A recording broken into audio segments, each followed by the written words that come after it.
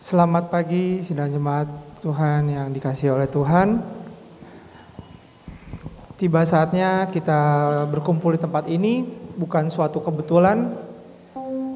Di masa pandemi yang ada saat ini, kalau kita boleh masih beribadah onsite, itu semua karena kemurahan nama Tuhan. Jadi mari manfaatkan waktu yang ada, kesempatan yang ada. Kalau kita bisa berkumpul bersama-sama memuji dan meninggikan namanya, kita berikan yang terbaik hanya bagi Tuhan.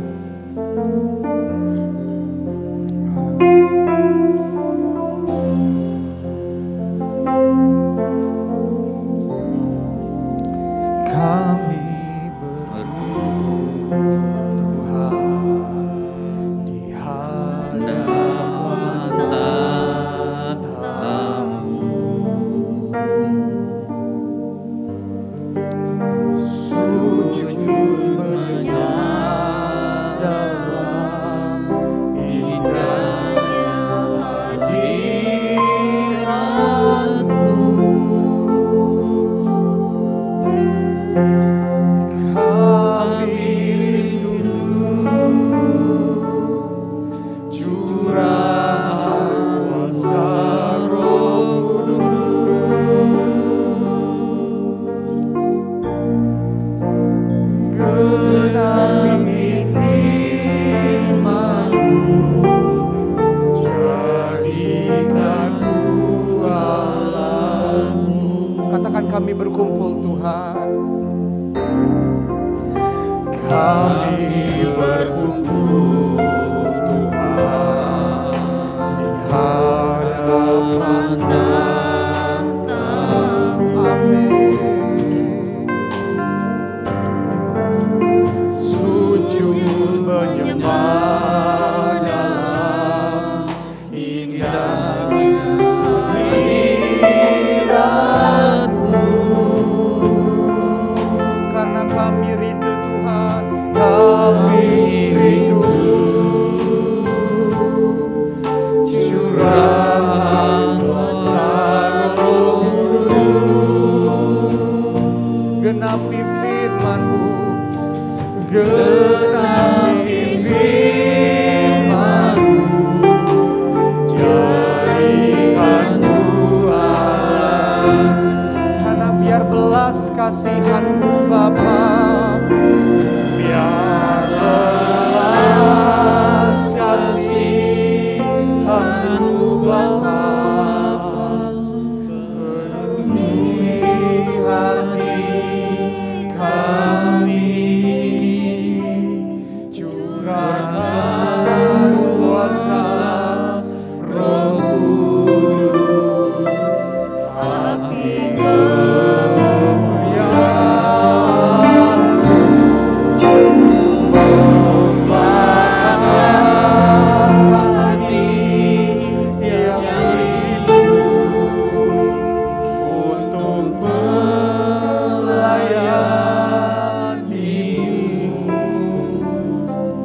sampai seluruh negeri, sampai seluruh bumi dipenuhi api. Saya undang sidang jemaat, mari bersama-sama kita bangkit berdiri, kita naikkan pujian di Dewa kembali. Kami berkumpul Tuhan di hadapan tatamu, sujud menyembah, oh sujud menyembah dalam indahnya hadirat-Mu. Kami rindu curahan kuasa Roh Kudus, amin. Genapi firman-Mu, jadikan, masih terus katakan, kami berkumpul Tuhan, kami berkumpul Tuhan. Engkau yang melihat setiap kami Tuhan pada pagi hari ini. Engkau yang menilik jauh ke dalam hati kami, setiap kesungguhan hati kami dalam menyembah Engkau Tuhan.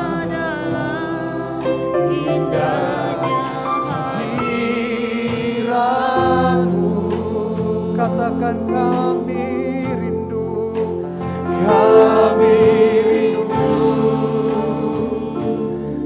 Curah kuasa Roh Kudus,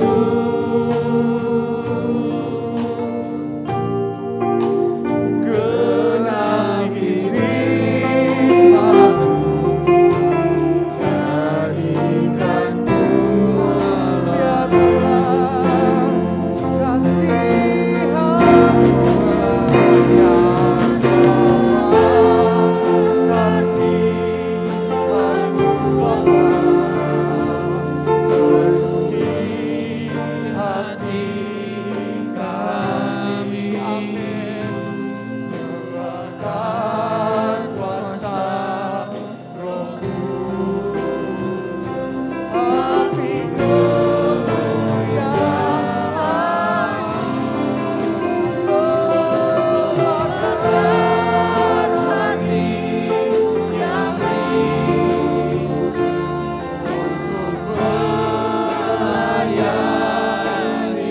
sampai seluruh negeri ini, sampai seluruh bumi ini, sampai seluruh bumi dipenuhi. Amin. Terus katakan, dia belas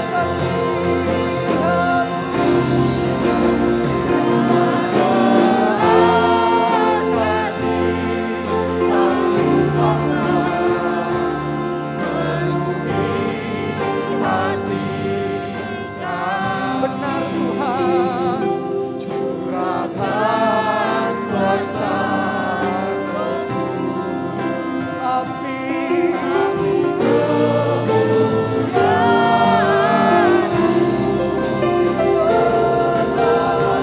membakar hati yang rindu untuk melayani-Mu.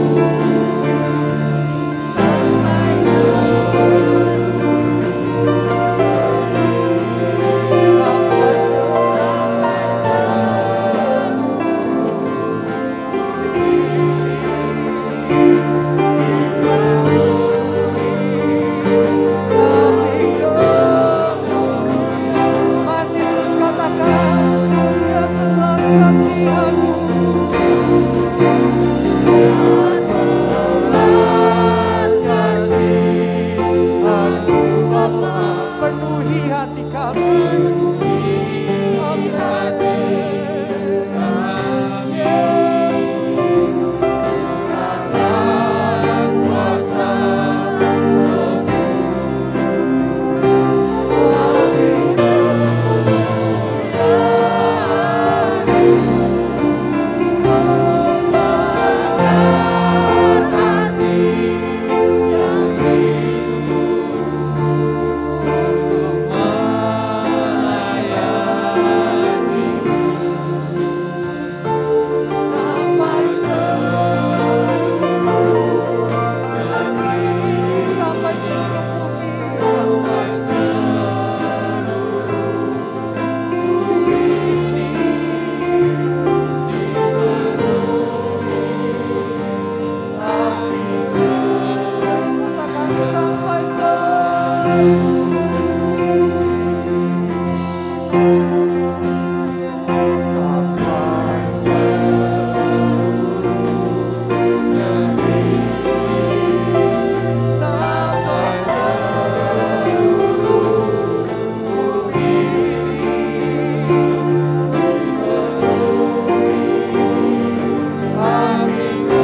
dipenuhi api kemuliaan.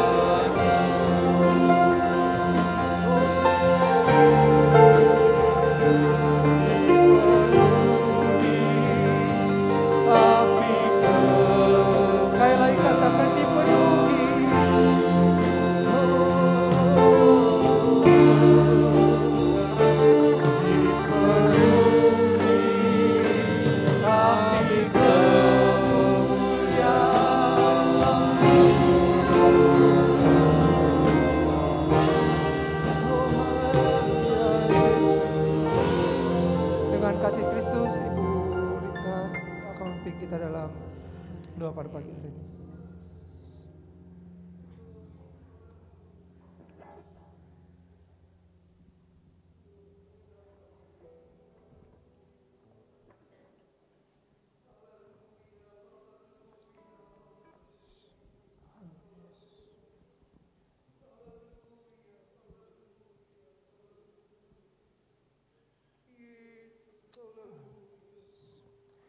Haleluya, haleluya, kami tinggikan Engkau.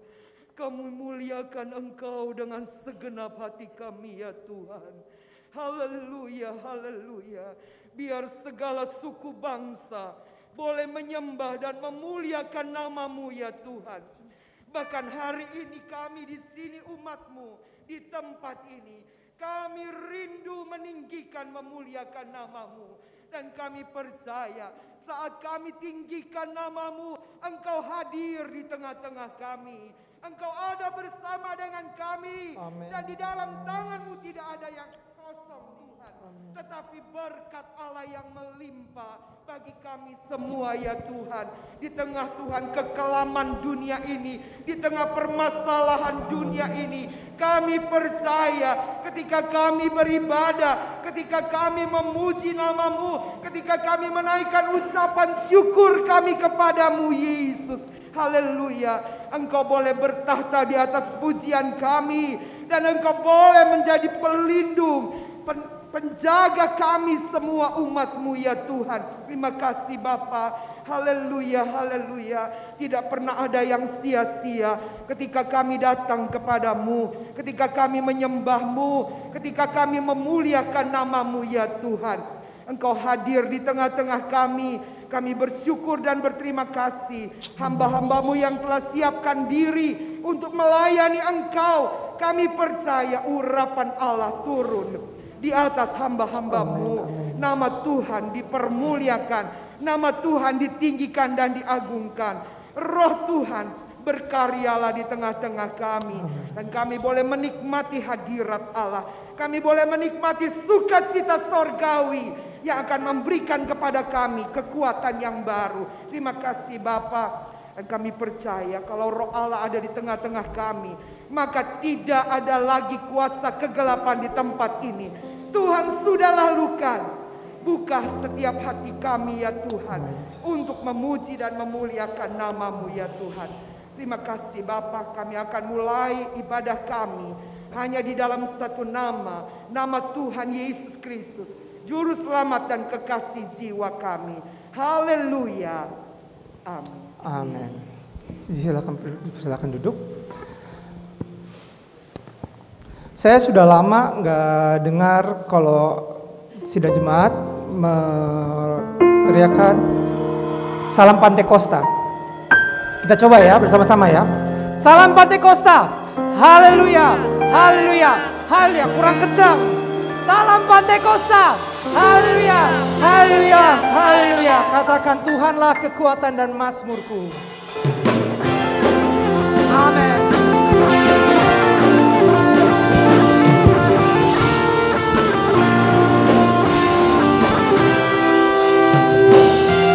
Tuhanlah kekuatan dan mazmurku, Dia gunung batu dan keselamatanku. Hanya padamu hati percaya, Kaulah menara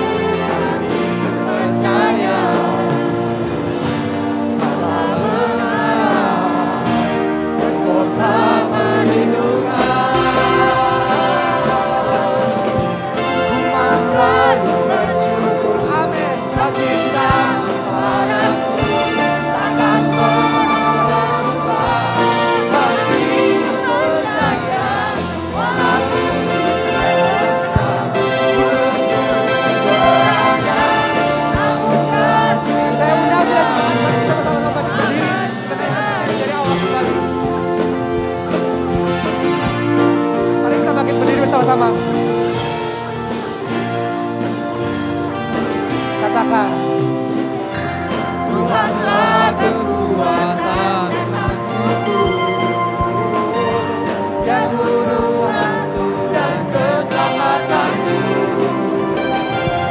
Hanya padamu hatiku percaya,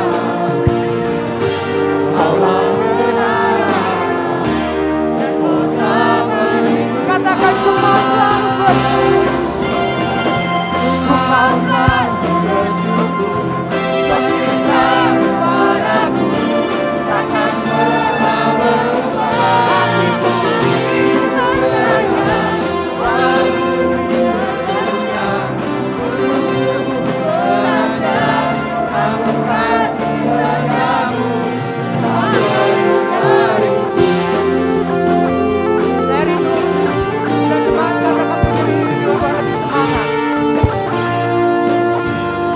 Katakan, Tuhanlah kekuatan, biar sidang jemaat saya kurang lebih kencang. Dia gunung batu dan keselamatanku. Hanya padamu hatiku percaya, Kau benar dan kota perlindungan. Ku mau selalu bersyukur, sebab cinta padaku takkan pernah berubah. Hatiku percaya, walau bumi bergoncang, gunung-gunung beranjak, namun kasih setiamu tak berdariku. Ku mau selalu bersyukur, sebab cinta padaku takkan pernah berubah. Hatiku percaya, walau bumi bergoncang, gunung-gunung beranjak, namun kasih setiamu tak berdariku. Kasih setiamu tak berdariku. Kasih setiamu tak berdariku.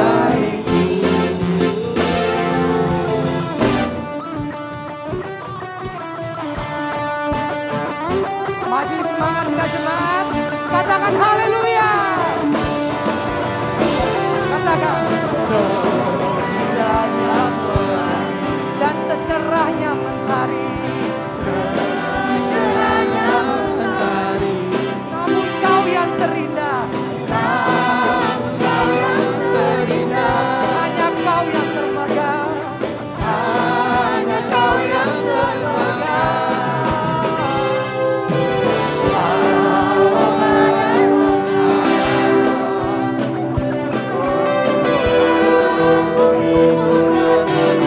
Namun kau kan setia,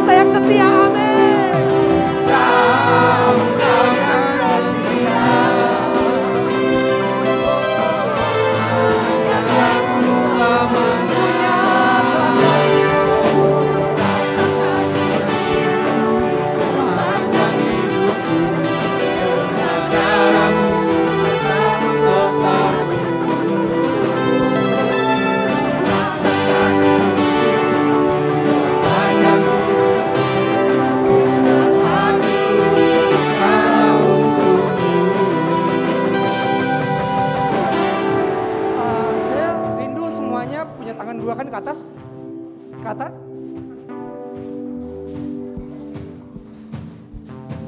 Kurang lebih kencang. Semangat lagi memuji Tuhan.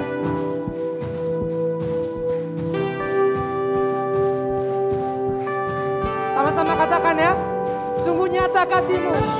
2, 3. Sungguh nyata.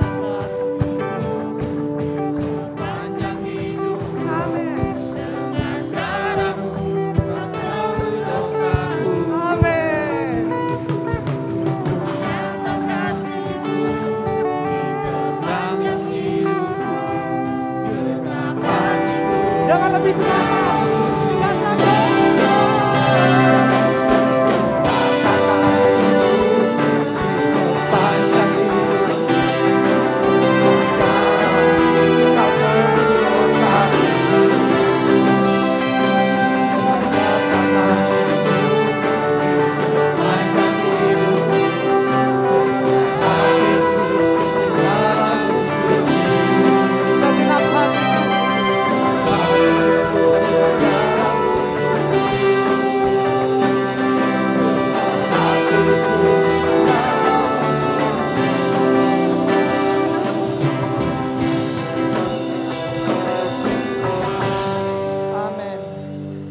Silakan duduk.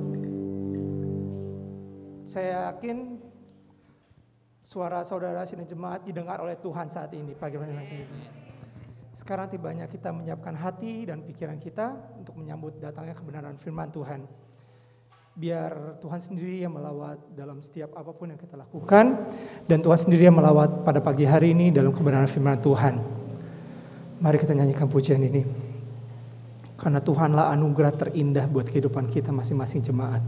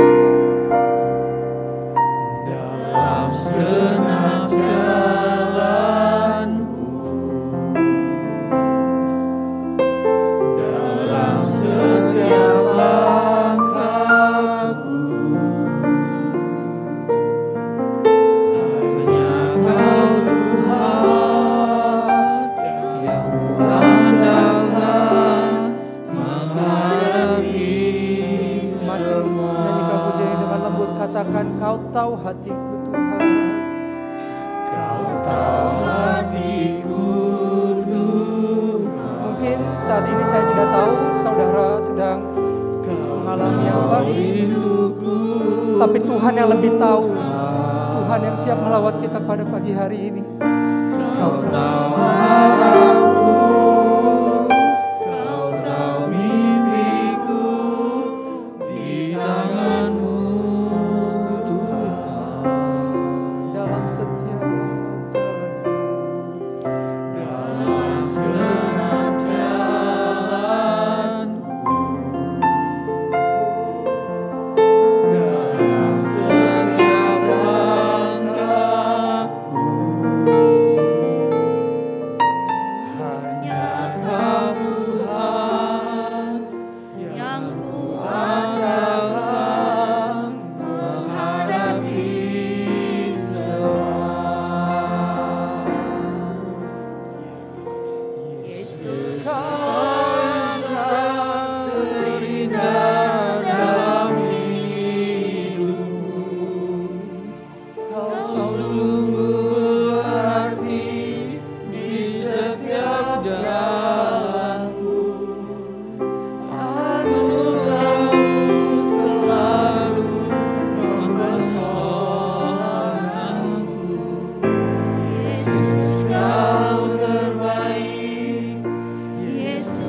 saudara sekejap pribadi bagi diri. Nyanyikan pujian ini dengan hati, dengan setiap kesungguhan hati kita. Katakan, Kau tahu hatiku Tuhan. Kau yang paling tahu Tuhan hati setiap kami. Amin. Kau rinduku Tuhan. Kau tahu harapku, Kau tahu mimpiku di tangan-Mu Tuhan.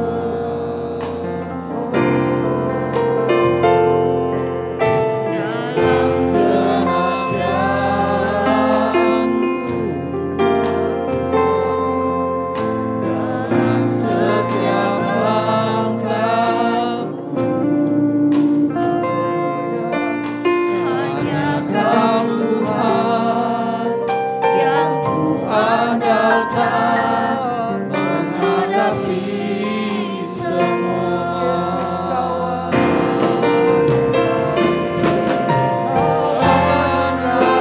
terindah dalam hidup. Kau sungguh hati di setiap jalanku. Anugerah-Mu selalu mempesona aku.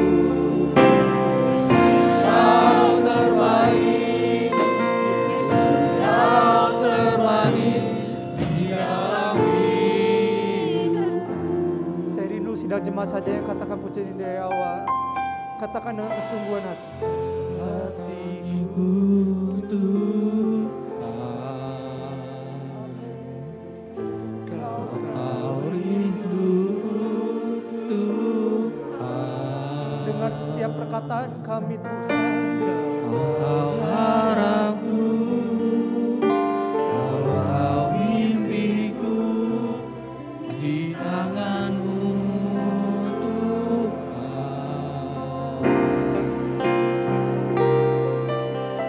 Dalam segenap jalanku, dalam setiap langkahku, hanya Kau Tuhan yang kuandalkan menghadapi semua. Masih sidang jemaat katakan, Yesus Kau terindah dalam hidupku. Ini pengakuan kami Tuhan. Berarti di setiap jalanku, anugerah-Mu selalu mempesonaku.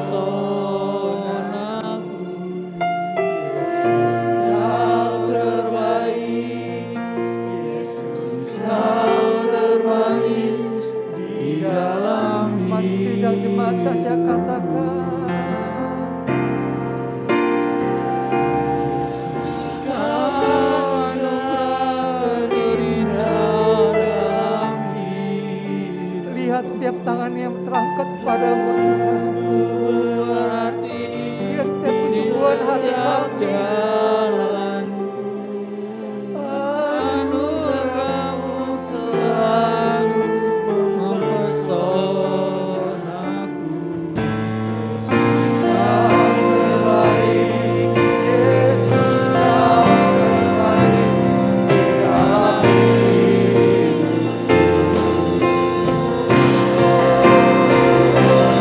Yesus Kau anugerah terindah dalam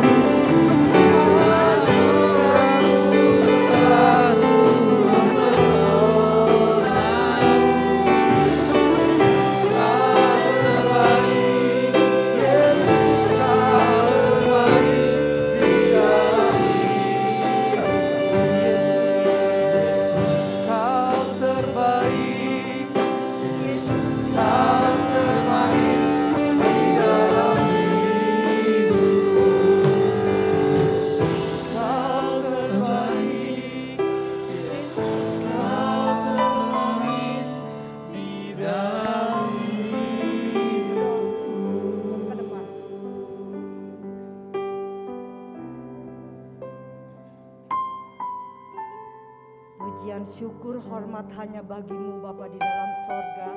Hati kami sangat bersuka cita pagi hari ini Tuhan. Karena kami tahu Tuhan Engkau hadir Tuhan di tengah-tengah perhimpunan kami. Kami telah menaikkan pujian bagi Engkau Tuhan. Biarlah setiap pujian yang kami naikkan boleh menjadi dupa yang berbau harum di hadirat-Mu ya Tuhan. Menyenangkan hati-Mu ya Tuhan. Ini yang dapat kami lakukan Tuhan. Karena Engkau begitu baik dalam hidup kami Tuhan. Engkau sudah berikan kesempatan kepada kami untuk kami beribadah kepadamu Tuhan. Terima kasih Bapa di sorga, terima kasih. Terpujilah Engkau selama-lamanya ya Tuhan. Biarlah setiap hati kami selalu menaikkan syukur kami kepadamu Tuhan. Terima kasih Bapa di sorga, terima kasih. Saatnya Tuhan kami akan mendengarkan kebenaran firman-Mu ya Tuhan. Biarlah Tuhan firman-Mu yang Engkau akan beritakan siang hari ini Tuhan, yang menjadi kekuatan bagi kami Tuhan. Firman-Mu yang sangat berkuasa, Engkau yang firman-Mu yang menjadi Tuhan penolong di dalam hidup kami Tuhan. Firman-Mu Tuhan yang menjadi pelita dalam kaki kami untuk melangkah Tuhan. Terima kasih Bapa di sorga, terima kasih. Berfirmanlah bagi kami semua. Urapi hamba-Mu yang sebentar akan memberitakan firman-Mu. Persiapan hamba-Mu, bukakan kebenaran firman-Mu ya Tuhan. Untuk kami yang haus dan lapar akan firman-Mu. Biarlah dengan kesempatan yang indah ini boleh kami terus mengumpulkan mana yang dari sorga Tuhan. Oh Tuhan, ini yang menjadi kekuatan bagi kami Tuhan. Ini yang menjadi penolong di dalam hidup kami Tuhan. Biarlah hati kami semua yang ada siang hari ini Tuhan dipenuhi dan dipenuhi oleh firman-Mu ya Tuhan. Terima kasih Bapa di sorga, terima kasih. Engkau juga urapi Tuhan pelayan-pelayan-Mu yang sudah ambil bagian siang hari ini. Dari leader, singer, musik Tuhan, semuanya Engkau urapi, pakai lebih hari lebih heran lagi. Terima kasih Bapa di sorga, terima kasih. Kami percaya kuasa-Mu terus bekerja siang hari ini. Tidak ada lagi kuasa-kuasa kegelapan yang akan mengganggu ibadah kami Tuhan. Kami percaya semua Engkau sudah halaukan dari tempat ini, dari hati kami Tuhan. Terima kasih Bapa di sorga, terima kasih. Biarlah kami duduk diam mendengarkan kebenaran firman-Mu. Kami akan sambut firman-Mu di dalam nama Tuhan Yesus Kristus yang menjadi kekasih jiwa kami. Haleluya, amin. Pekerjaan selanjutnya saya serahkan pada Bapak Pendeta Yahya Suryana.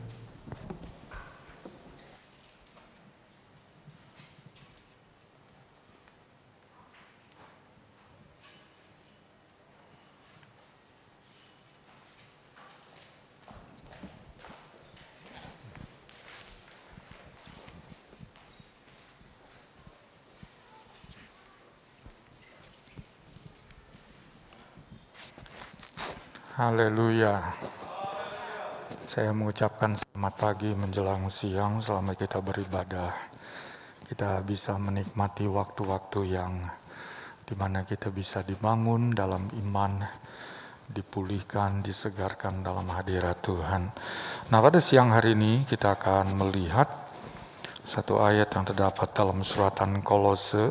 Lagi saya ingin memberikan sedikit kepada saudara mengingatkan hal ini, bahwa suratan-suratan itu ditulis adalah sebagai bimbingan untuk kehidupan praktikal kita. Mari kita berdiri. Praktikal kita bagaimana hidup dalam iman yang benar di mata Tuhan. Nah, suratan-suratan itu ditulis demikian. Jadi kalau perjanjian lama adalah nubuatan yang digenapi dalam kitab Injil kehadiran Yesus, dan kemudian masuk pada suratan ini ditulis oleh para rasul yang mengikut Yesus ini. Nah, suratan ini adalah sebuah bimbingan, sebuah guidance tentang bagaimana kita mempraktekkan iman Kristen kita. Dan siang ini kita melihat dalam Kolose pasal yang ketiga, ayat yang ke-23 dan ayat yang ke-24. Kita baca ayat ini. Kolose pasal yang ketiga, ayat yang ke-23 dan ayat yang ke-24. Saya ajak saudara kita membaca ayat ini bersama-sama. Ayatnya pendek, jadi kita bisa baca bersama-sama. 2, 3. Apapun juga yang kamu perbuat, perbuatlah dengan segenap hatimu, seperti untuk Tuhan dan bukan untuk manusia. Kamu tahu bahwa dari Tuhanlah kamu akan menerima bagian yang ditentukan bagimu sebagai upah. Kristus adalah Tuhan dan kamu hambanya. Amin. Puji Tuhan, silakan duduk. Membaca ayat ini saja kita sudah tahu tentang inti dari pemberitaan atau inti dari firman ini dituliskan dan diberikan kepada kita. Begini saudara, bahwa Tuhan itu melihat sikap hati kita dalam berbuat atau dalam melakukan suatu pekerjaan, suatu pelayanan, suatu tanggung jawab. Nah, Tuhan itu melihatnya sikap hati kita. Sebab itu tekanan dari ayat ini adalah lakukanlah dengan segenap hatimu. Itu yang kita baca di sini.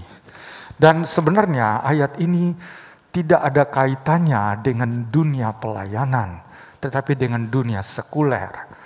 Kalau saudara bekerja di dunia sekuler, namanya itu saudara. Entah saudara kerja di usaha apa, di perusahaan apa, itu dunia sekuler. Coba kita baca ayat 22.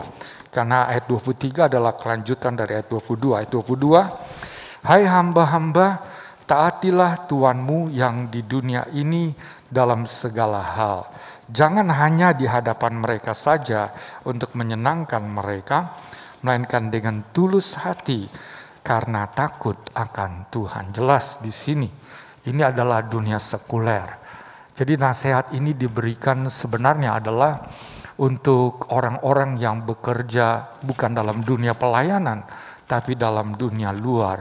Dan pesannya adalah engkau hamba-hamba, katakanlah pegawai, karyawan, lakukanlah pekerjaanmu itu dengan segenap hatimu, dengan tulus kepada Tuhanmu.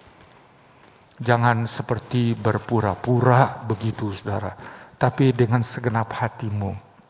Nah, kalau dalam dunia sekuler, maka nasihat firman Tuhan seperti ini, apalagi tentunya dalam dunia pelayanan, dalam dunia rohani.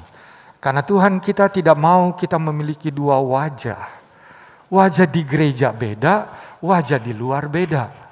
Itu namanya sama dengan Tuhan tidak mau kita menjadi pribadi yang munafik, tapi pribadi yang tulus seperti itu. Jadi jangan nanti di dalam gereja, wah rohani, tapi kalau sudah di luar gereja, di rumah, di pergaulan, di pekerjaan, wah jadi bukan berohani lagi, tapi jadi berbeda saudara. Nah kalau di dunia luar saja Tuhan meminta supaya kita dengan segenap hati, apalagi di dalam dunia melayani, di dalam area pelayanan kepada Dia, kita harus melakukannya dengan segenap hati. Dan masih ada poin kebenaran di sini yang diingatkan kepada kita, karena dari Tuhanlah ayat yang ke-24, kamu akan menerima upahnya.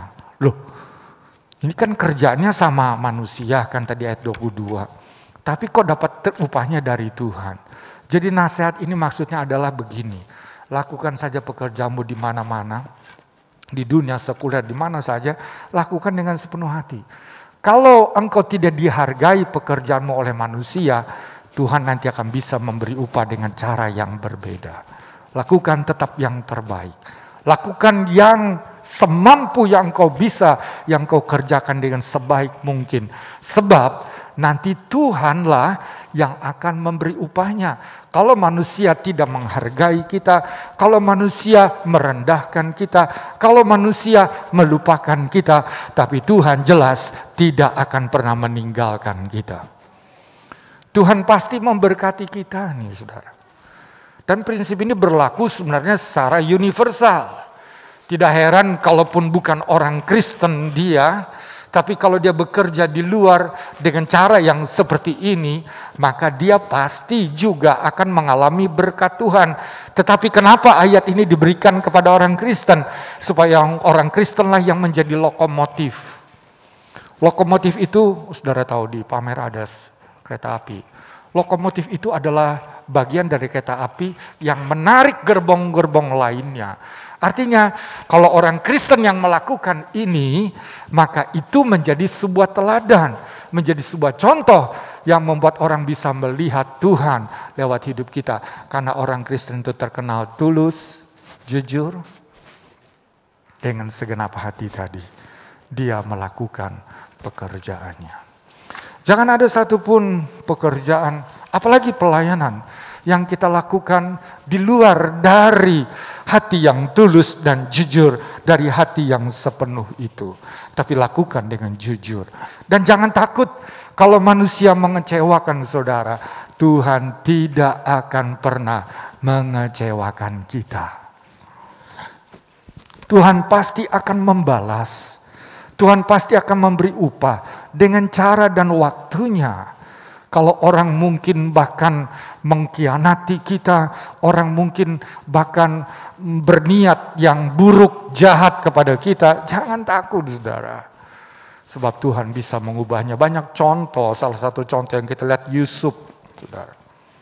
Yusuf anak dari Yakub, ketika dia bekerja di tempat Potifar, dia bekerja dengan baik, sampai dia menjadi orang kepercayaan. Dan Yusuf ini adalah orang yang takut akan Tuhan. Kalau kita baca di sini, status ini adalah takut akan Tuhan.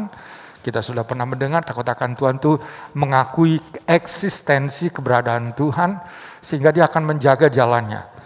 Dalam dia bekerja, dia menjaga nih motivasi dia dalam bekerja, motivasi dia dalam melakukan sesuatu agar tetap berkenan. Karena dia mengakui Tuhan itu melihat, maka dia lakukan dengan tulus. Nah Yusuf seperti itu saudara.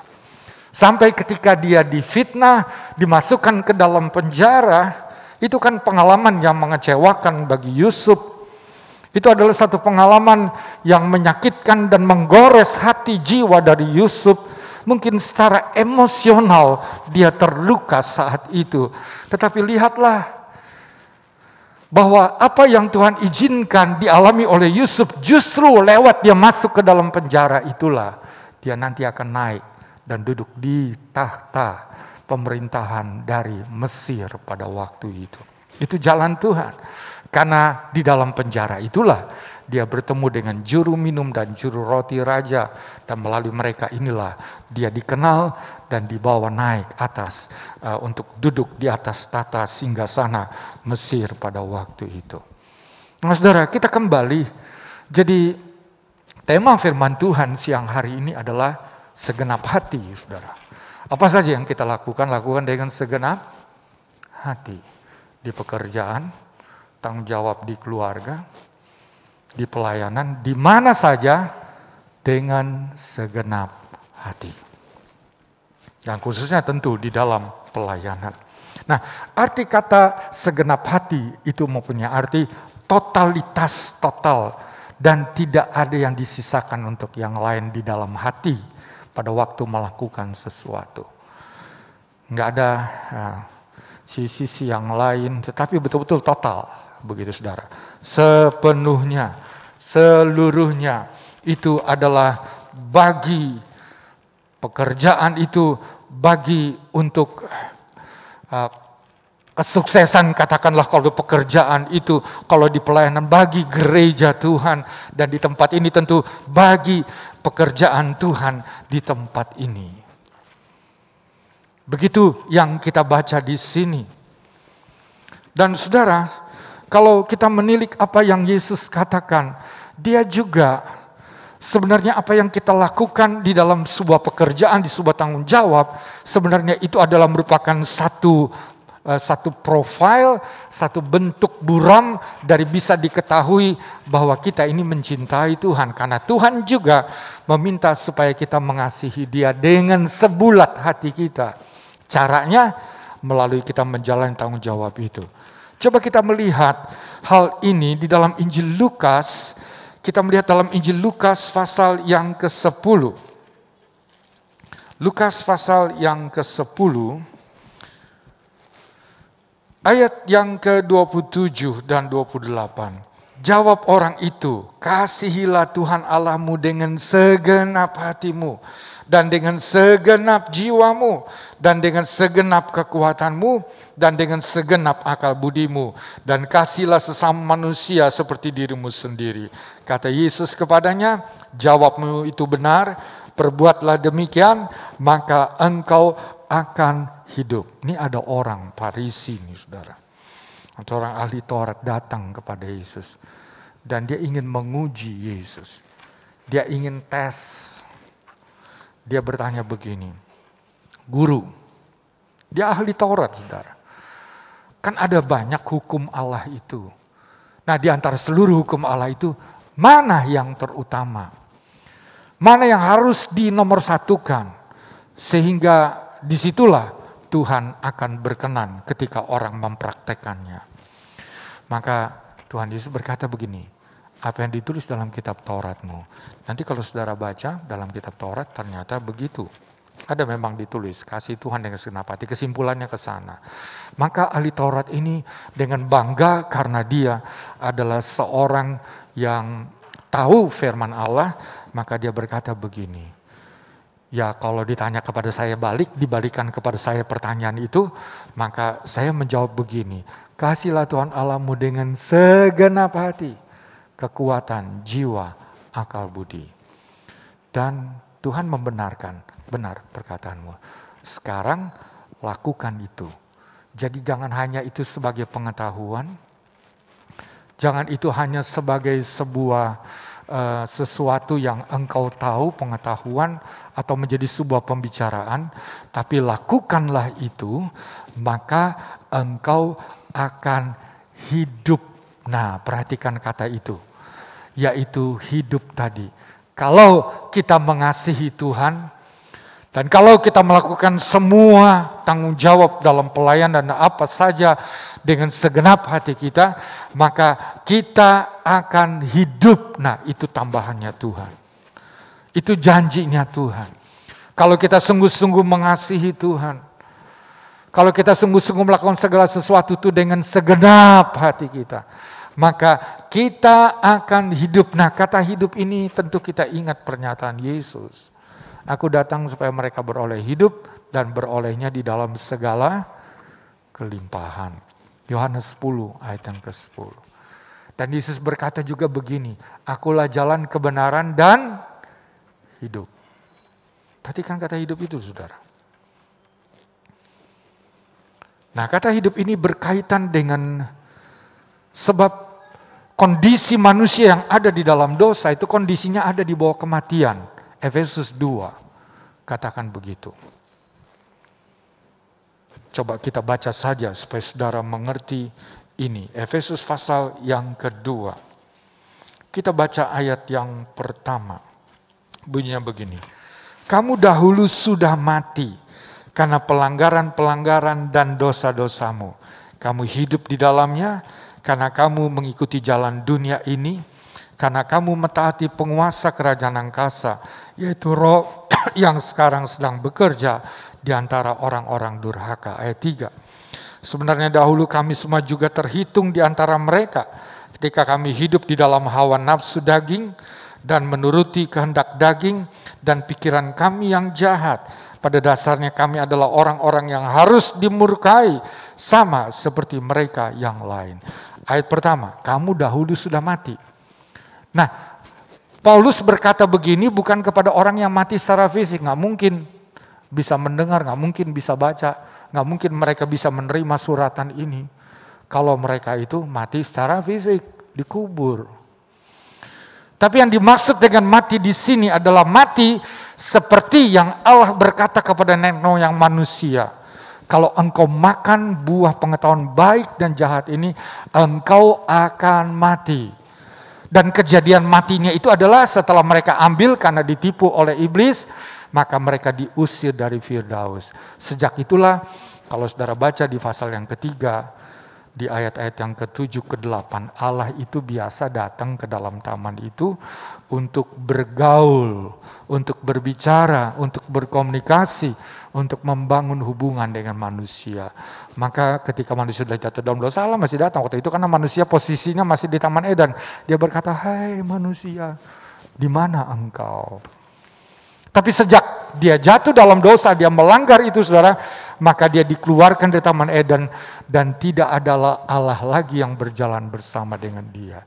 Jadi posisi mati adalah terputus hubungan dari Tuhan. Dan Tuhan itu sumber berkat, sumber kelimpahan, sumber segala yang baik. Suratan Yakobus katakan, segala yang benar, segala yang sempurna berasal dari Allah saja. Dan kalau Yesus tadi katakan, lakukanlah maka engkau akan hidup. Artinya, kalau kita mengasihi Tuhan dengan segenap hati kita melakukan semua yang dikatakan oleh firman-Nya dalam tanggung jawab kita. Maka hubungan dengan kita dengan Tuhan itu connect. Dan Dia pasti akan melimpahkan berkat-berkat-Nya atas apa yang kita lakukan, apa yang menjadi kebutuhan kita. Dia akan menyatakan kuasa-Nya atas masalah-masalah yang kita hadapi, bagi setiap kesulitan yang kita hadapi. Tuhan pasti akan menyatakan kuasa-Nya. Itu yang disebut hidup, karena kita tersambung dengan Tuhan. Menarik sekali saudara, bahwa Tuhan itu selalu melihat hati. Ketika Samuel diminta oleh Tuhan melantik salah satu dari anak Isai. Dan Isai mempunyai anak laki-laki 8, saudara. Ada yang pertama, kedua, ketiga, keempat, kelima terus. Karena Allah sudah menolak Saul. Saul ini adalah orangnya tipenya pemberontak dan tidak mau dengar-dengaran, saudara. Maka Allah menjadi sedih dan Samuel juga begitu. Sampai kalau kita membaca dalam kitab Samuel, semalam-malaman Samuel gak bisa tidur karena hal itu. Lalu Allah katakan, bangkit. Sekarang ku memilih seseorang dari anak Isai. Engkau harus datang bawa tabung berisi dengan minyak dan tuangkan, urapi dia. Dia akan menggantikan Saul nanti. Maka Samuel, saudara, dia jalan ke rumah dari Isai ini. Isai ini keluarga yang besar, 8 anak laki-laki. Tidak diceritakan bahwa dia punya anak perempuan. Kemudian Samuel datang, tentu saja disambut. Isai kaget, loh, ini tahu saudara, ini hakim yang terakhir. Samuel itu adalah hakim yang terakhir dan sekaligus nabi dia. Karena kalau kita membaca, setelah Imam Eli mati, maka orang tahu bahwa jabatan nabi itu datang kepada Samuel. Samuel itu selalu menyampaikan firman Tuhan, dan firman Tuhan itu adalah sungguh-sungguh firman Tuhan yang betul berasal dari Tuhan. Jadi orang tahu bahwa jabatan itu ada pada dia. Maka ketika Samuel datang ke rumah Isai, Isai kaget misalnya, dia gemetar nih, loh ada apa ini, nabi nih datang kemari. Lalu Samuel berkata, aku diutus oleh Tuhan untuk mengurapi salah satu dari anak-anakmu.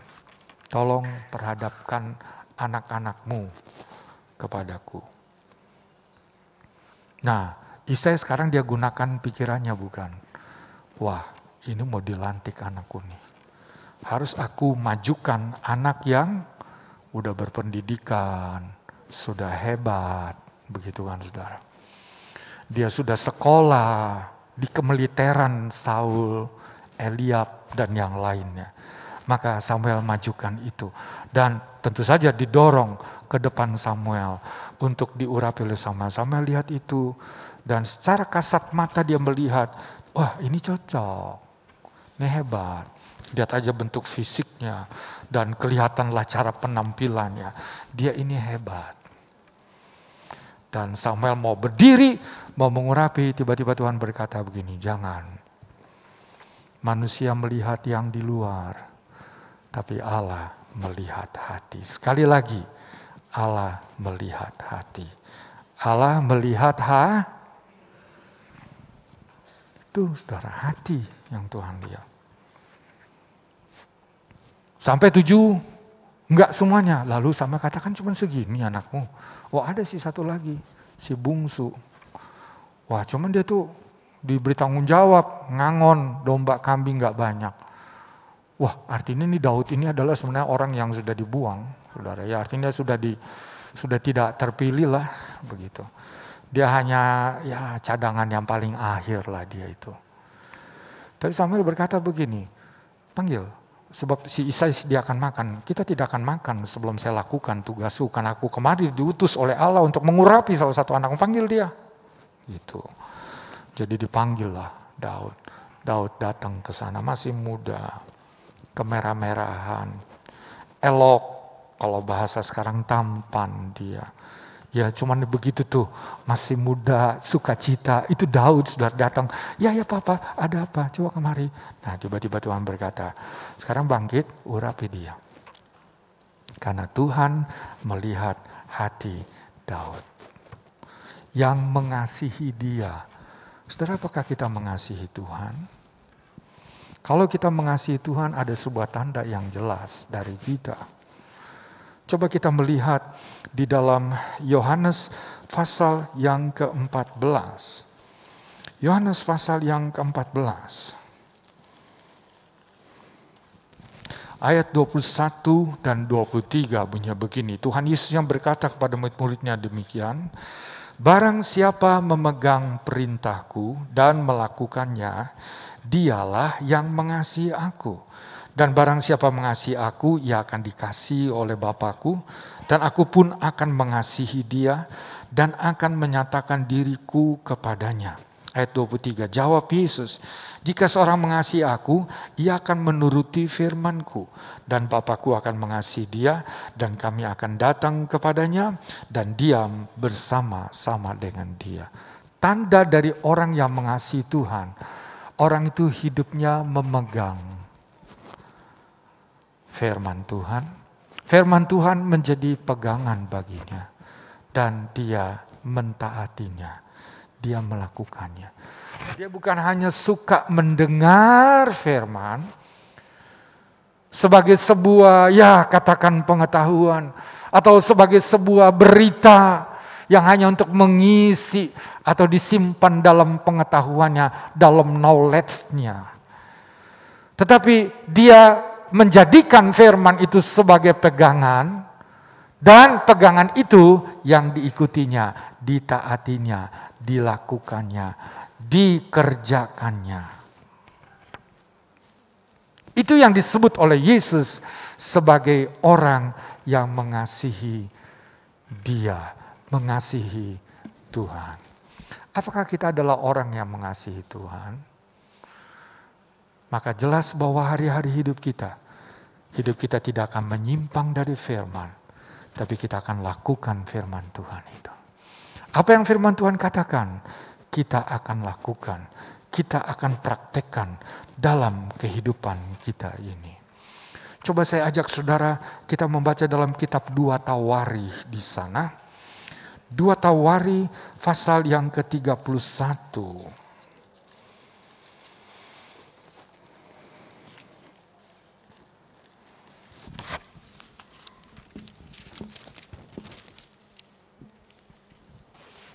2 Tawarikh pasal yang ke-31 ayat yang ke-20 dan 21 bunyinya begini. Demikianlah perbuatan Hizkia di seluruh Yehuda. Ia melakukan apa yang baik, apa yang jujur, dan apa yang benar di hadapan Tuhan Allahnya. Dalam setiap usaha yang dimulainya untuk pelayanannya terhadap rumah Allah dan untuk pelaksanaan Taurat dan perintah Allah, ia mencari Allahnya. Semuanya dilakukannya dengan segenap hati, sehingga segala usahanya berhasil. Hizkia adalah raja dari Yehuda, atau kerajaan Yehuda, saudara. Dia merupakan raja-raja yang terakhir sebelum akhirnya seluruh Israel dibuang ke Babel. Dan kalau kita mendapatkan di sini, Hizkia itu adalah seorang seperti yang kita baca di sini, seorang yang melakukan apa yang baik, yang jujur, yang benar di hadapan Tuhan Allahnya. Dan ketika dia diperhadapkan dengan harus juga membangun rumah Allah, maka dia melakukannya sambil mencari Allah. Kata mencari Allah, melakukan apa yang berkenan kepada Allah. Dia tidak sembarang untuk melakukannya, tapi dia melakukannya dengan mencari Allah. Berkenan tidak ini yang saya lakukan di hadapan Tuhan? Sesuai tidak ini seperti yang Tuhan mau untuk saya kerjakan? Nah, begitu Hizkia.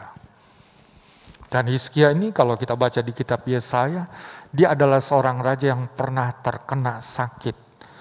Dan Nabi Yesaya datang diutus oleh Allah supaya Raja Hizkia berwasiat kepada anak-anaknya atau menulis sebuah wasiat. Wasiat itu adalah sebuah surat tentang bagaimana kalau dia sudah mati, mau seperti apa nantinya kerajaan itu. Anak-anaknya dan juga perwira-perwira tingginya dikumpulkan di sana. Nah, Yesaya berkata begitu, buatlah wasiat karena engkau akan segera mati dengan sakitmu itu. Nah, saudara, waktu Hizkia mendengar demikian, maka dia segera balik ke belakang. Dia mulai berdoa begini, Tuhan, aku sudah hidup benar, aku hidup jujur, aku dengan segenap hati melakukan apa yang engkau kehendaki. Oh Tuhan, nangis dia. Tuhan. Yesaya sudah turun, saudara. Jadi istana itu naik ke atas. Yesaya sudah turun di tangga. Mungkin mendekati tangga yang terakhir. Tiba-tiba Tuhan berkata, balik Yesaya, balik. Maka Yesaya balik. Katakan kepada dia, kepada raja itu, aku akan menambah umurnya 15 tahun lagi. Dan katakan sama dia, tawarkan, engkau minta tanda apa? Bahwa aku akan melakukan apa yang aku katakan ini kepadamu, yang Allah katakan kepadanya. Jadi Yesaya balik, sementara Hizkia masih nangis. Aduh, Tuhan. Nah, tiba-tiba Yesaya bilang, Tuanku, kaget Yesaya udah datang lagi. Allah berkata kepadaku bahwa dia akan memberikan anugerah 15 tahun lagi umurmu diperpanjang. Wah, sukacita Hizkia ini. Dan ini tandanya kepadamu. Engkau silakan minta tanda, tandanya bagaimana? Ini aja penunjuk matahari. Jadi saudara, kalau kita ada di matahari, kalau matahari itu dari timur, bayangan di mana? Halo? Kalau matahari di timur, bayangan ada di mana? Barat, ya kan? Kalau matahari di barat, bayangan ada di mana? Timur. Jadi kira-kira begini letak dari istana Yehuda itu, istana Hizkia itu. Ya. Jadi kalau dia pada waktu itu kemungkinan itu adalah di pagi hari atau di sore hari, saudara. Yesaya itu datang. Jadi kalau dia datang itu bayangannya itu memanjang ke belakang. Jadi sekarang begini, sekarang kau minta aja deh, bayangannya makin panjang atau mundur beberapa langkah. Lalu Hizkia berpikir, kalau memanjang ke belakang ya mudah. Tapi kalau balik ke tempat asalnya lagi, mundur kembali ke tempat semulanya, nah itu sulit. Dan maka dia berkata, aku minta seperti itu saja. Matahari itu kembali pada posisi semulanya. Seperti pada waktu siang misalnya. Pada waktu siang berdiri di atas matahari maka bayangan hanya sampai di sini. Tapi kalau jam 4 sore bayangannya lebih panjang di sana. Jadi aku mau kembali kepada jam 12 siang aja lah kira-kira gitu. Lalu kemudian ya saya bilang, coba lihat matahari ini. Dia jalan dan betul saudara. Matahari diubah oleh Tuhan. Waktu pun diputar olehnya. Dan Allah genapi janjinya. Saudara, Hizkia dikasih oleh Tuhan. Karena dia dengan segenap hati mengasihi Tuhan. Lalu ketika dia melakukan semua pekerjaannya. Apa saja yang dilakukannya dibuat berhasil. Karena dia melakukannya dengan segenap hati kepada Tuhan. Orang yang mengikut Tuhan dengan segenap hati. Orang yang mau hidup sesuai dengan firman Allah dengan segenap hati. Pasti diberkati dan disertai oleh Tuhan. Tidak akan dibiarkan, saudara. Tidak akan dibiarkan. Hari-hari ini kita tahu perang di Ukraina, saudara. Ada umat Tuhan di sana yang sedang menjerit. Karena kalau Rusia, betul sekarang tidak ada paham komunis ya saudara, karena saya lihat Putin juga kayaknya dia kalau berdoa, nah dan kayaknya dia dari Katolik gitu saudara, itu saya sempat lihat begitu. Tetapi doktrin dari Kremlin, doktrin dari komunis itu masih ada dipegangan bagi dia. Jadi ketika diserang Ukraina sana, Ukraina ini banyak anak-anak Tuhan di sana. Maka mereka hanya berdoa kepada Tuhan, berdoa. Kita perlu juga berdoa. Dan saya percaya, waktu orang mencari Tuhan dengan segenap hatinya, pasti Tuhan lindungi. Pasti Tuhan selamatkan. Kita jangan lihat Ukraina, kita di sini. Kadang-kadang kita melihat orang-orang Kristen itu menjadi sasaran dan ada dalam kondisi yang terpojok. Tapi kalau kita hidup dengan segenap hati kepada Tuhan, dan kita selalu mencari Tuhan, kita pasti akan dijaga olehnya. Kita akan menikmati rasa aman. Kita akan dipelihara oleh berkat-berkat-Nya yang limpah bagi kita. Mata orang bisa salah melihat, tapi mata Tuhan tidak pernah salah melihat orang yang bersungguh-sungguh kepadanya. Sekarang mari kita melihatnya. Tadi kita lihat di sini bahwa Tuhan akan datang, Tuhan akan sertai, Tuhan akan buat berhasil. Tapi mari kita melihat begini. Dalam Injil Yohanes pasal yang ke-17, saudara. Mari kita lihat ini. Yohanes pasal yang ke-17, ayat yang ke-14. Yohanes 17 ayat yang ke-14 bunyinya begini. Ini doa Yesus. Aku telah memberikan firman-Mu kepada mereka. Dan dunia membenci mereka. Karena mereka bukan dari dunia. Sama seperti aku bukan dari dunia. Nah, doa Yesus ini menjelaskan kepada kita.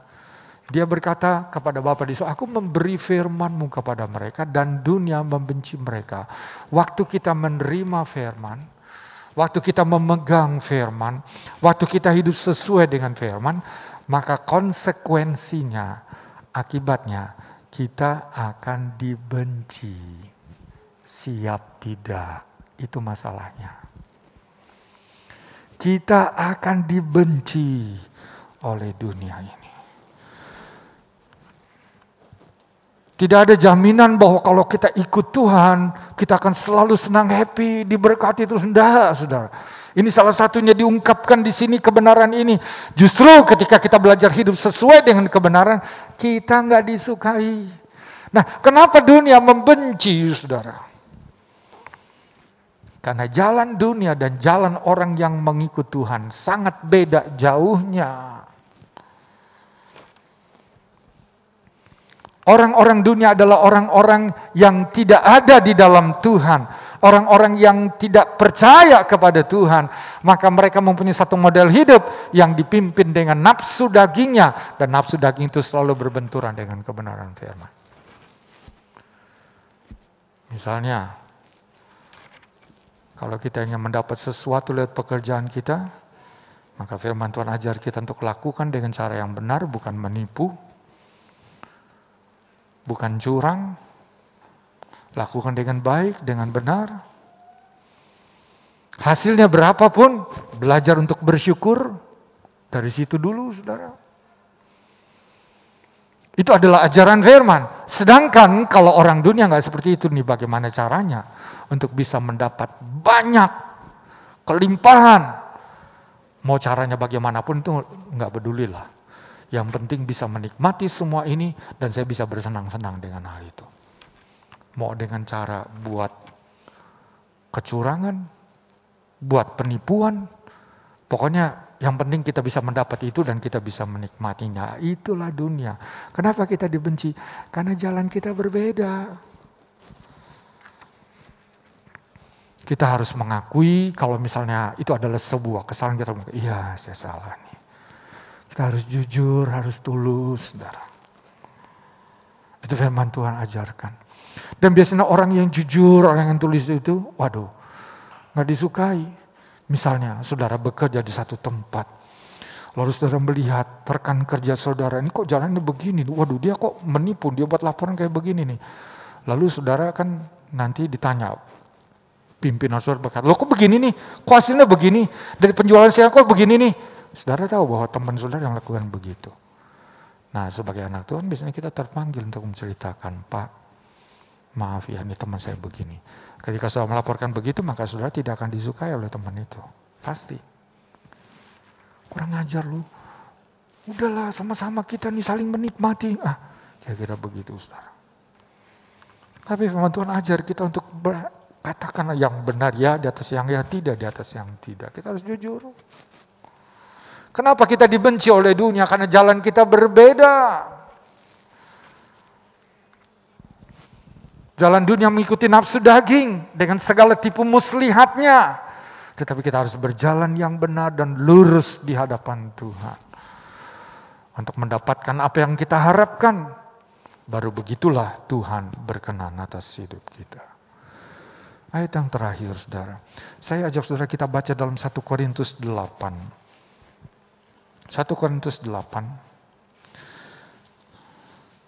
ayat yang ketiga bunyinya begini. Tetapi orang yang mengasihi Allah, ia dikenal oleh Allah. Nah ayat ini katakan yang mengasihi Tuhan tadi kan Tuhan melihat hati, itu pasti dikenal oleh Allah. Dan saudara ayat ini ditempatkan dalam satu konteks, dalam satu perikop yang membahas tentang persembahan berhala. Saya ambil kesimpulan saja karena saudara kalau saudara membaca dengan teliti ayat pertama sampai yang terakhir. Maka di sana Paulus sebenarnya sedang memberikan sebuah pelajaran begini. Sebenarnya yang namanya berhala itu tidak ada. Itu hanya benda-benda. Punya mulut nggak bisa bicara, punya mata nggak bisa melihat, punya telinga nggak bisa mendengar, punya tangan nggak bisa dipakai untuk bekerja. Punya kaki nggak bisa dipakai untuk berjalan. Jadi berhala itu sebenarnya nggak ada. Nah di waktu yang lalu ada orang-orang kan sampai di sekarang juga ada seperti itu. Suka mempersembahkan makanan di depan berhala yang dia junjung, yang dia sembah, yang dia hormati. Pertanyaannya bagaimana tuh makanan bisa ditaruh di situ? Boleh dimakan atau tidak? Itu pertanyaan saudara. Lalu Paulus katakan kalau berhala itu sebenarnya nggak ada, kita makan pun sebenarnya nggak apa-apa bukan? Nah tetapi kemudian adalah orang yang dulunya berasal dari menyembah berhala, itu tahu bahwa mereka nggak boleh lagi menyembah berhala. Dan mereka waktu menyembah berhala itu mereka makan makanan yang dipersembahkan pada berhala.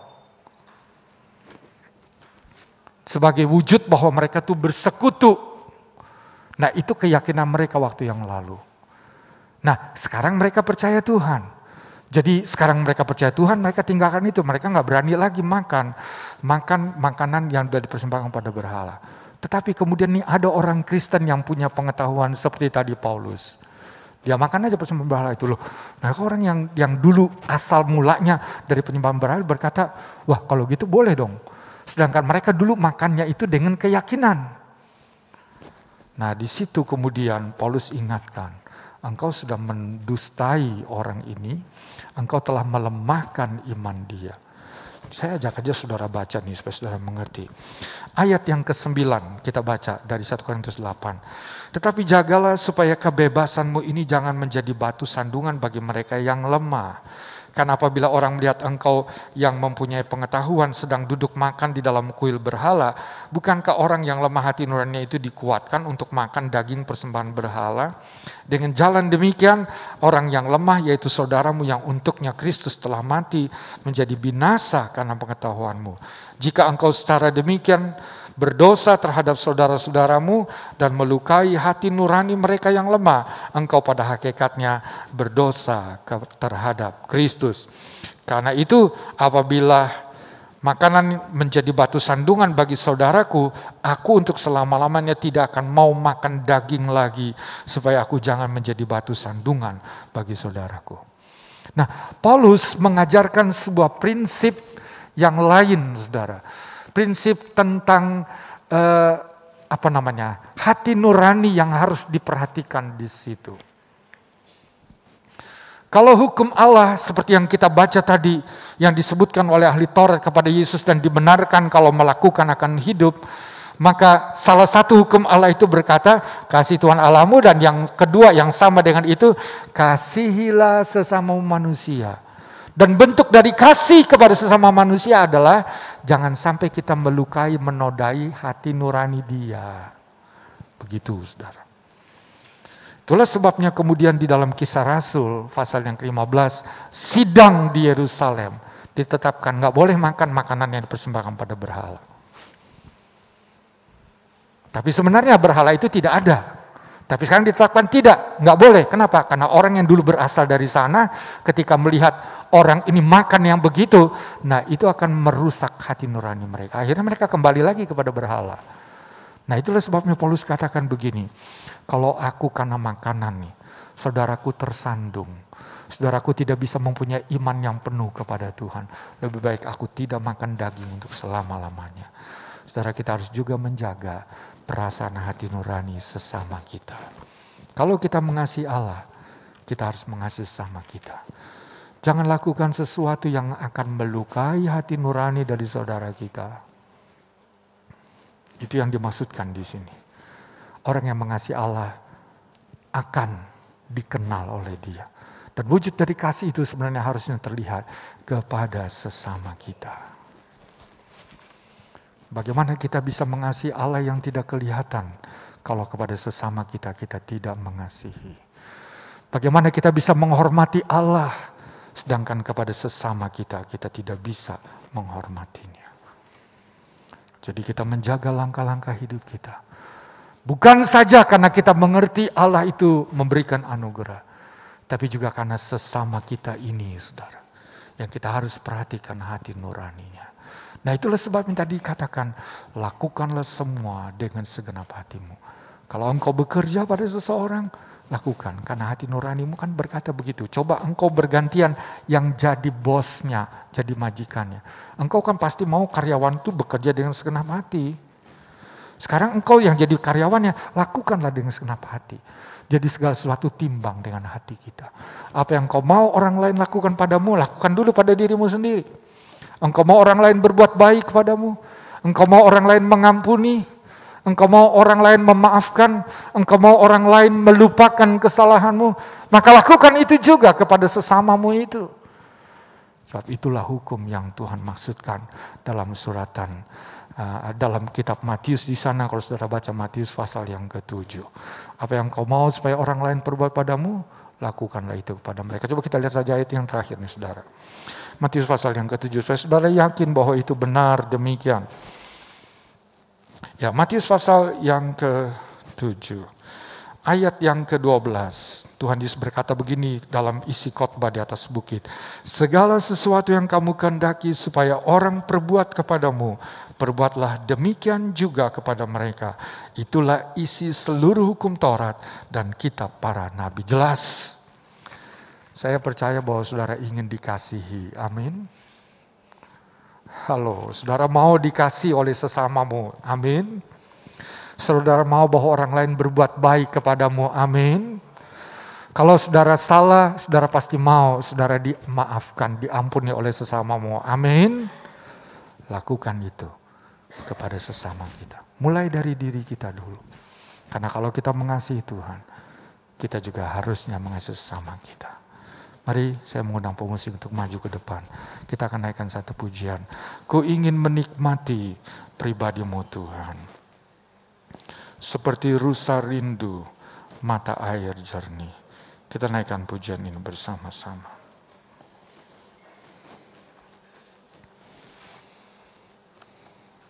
Kiranya firman Tuhan akan membuka mata hati kita. Bahwa kita tidak hidup dengan dua wajah. Di dalam pelayanan dan di luar pelayanan. Tetapi sama, kita tulus, kita dengan sepenuhnya. Agar Tuhan berkenan dan berkat kehidupan itu akan diberikan bagi kita. Ku ingin menikmati pribadimu Tuhan, seperti rusa rindu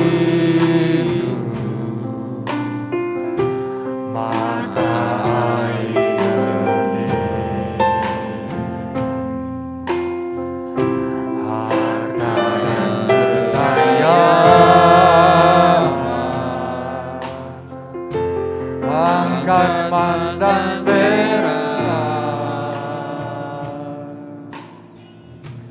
tak sebanding denganmu. Yesus kekasihku, ku ingin menikmati. Ku ingin menikmati pribadi-Mu Tuhan, seperti rusa rindu mata air jernih. Harta dan kekayaan, angkat emas dan perak, tak sebanding denganmu. Yesus kekasihku,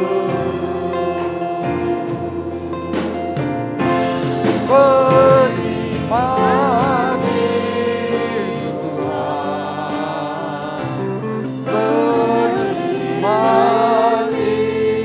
Yesus,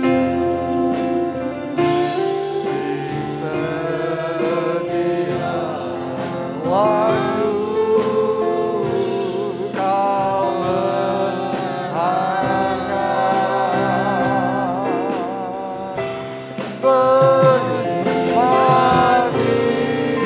Tuhan, menikmati Yesus dalam kekekalan Kau mulia. Lagi katakan, ku ingin menikmati, ku ingin menikmati pribadi-Mu Tuhan, seperti rusa rindu mata air jernih. Harta dan kekayaan, angkat emas dan perak, tak sebanding denganmu. Yesus kekasihku, menikmati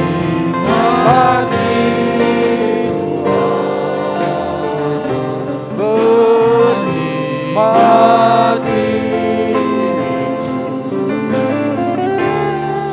Yesus, setiap waktu Kau berangkat, menikmati Tuhan,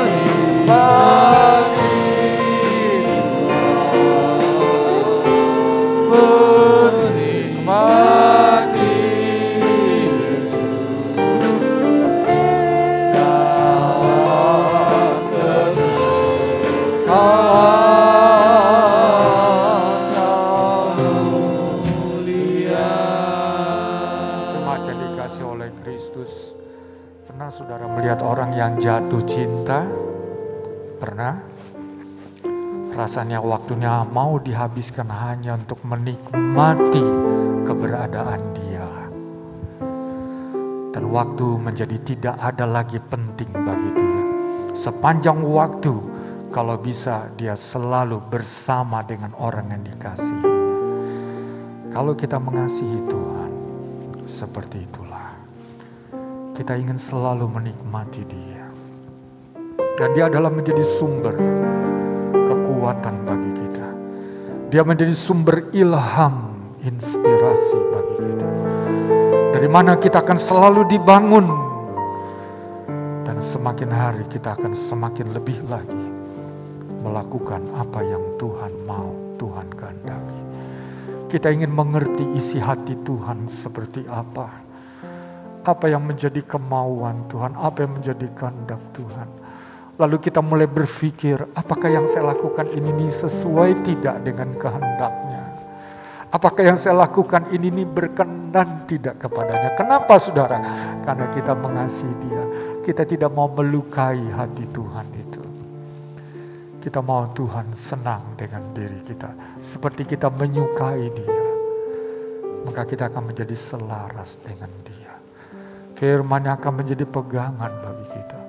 Menuntun kita.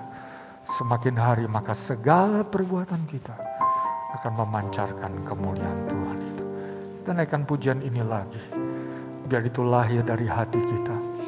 Dia adalah kekasih bagi jiwa kita. Dan orang yang mengasihi Tuhan dikenal oleh Dia. Tuhan akan mengenal kita. Dia akan setuju untuk hadir dalam hidup kita. Dan memberikan kehidupan tadi. Berkat, jawaban, pertolongan. Buat masalah, buat kebutuhan. Buat apa yang kita hadapi, Tuhan akan terlibat di sana. Mari kita mau mengasihi Tuhan. Bukan sekedar dengan ucapan kita, tapi dengan perbuatan yang nyata. Ku ingin menikmati pribadi-Mu Tuhan, seperti rusari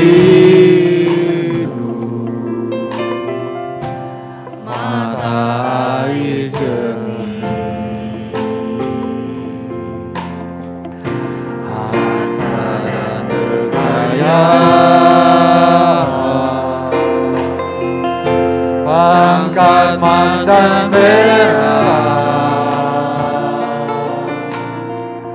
tak sebanding denganmu, Yesus kekasihku. Menikmati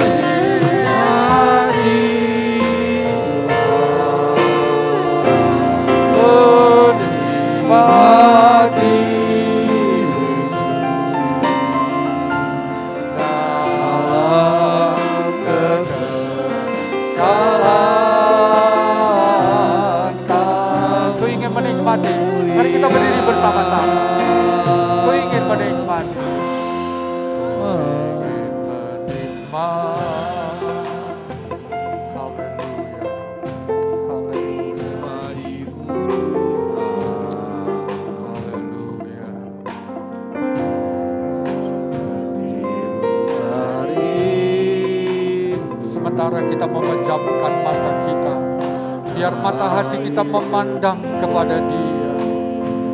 Kita ingin menikmati Dia dalam hadirat-Nya.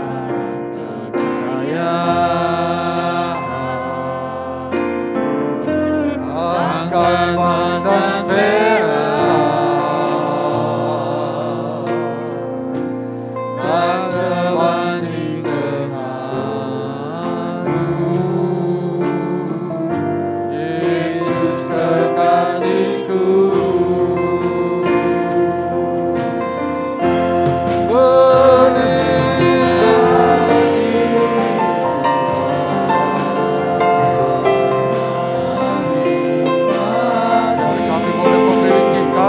Kepadamu yang dibenarkan di mata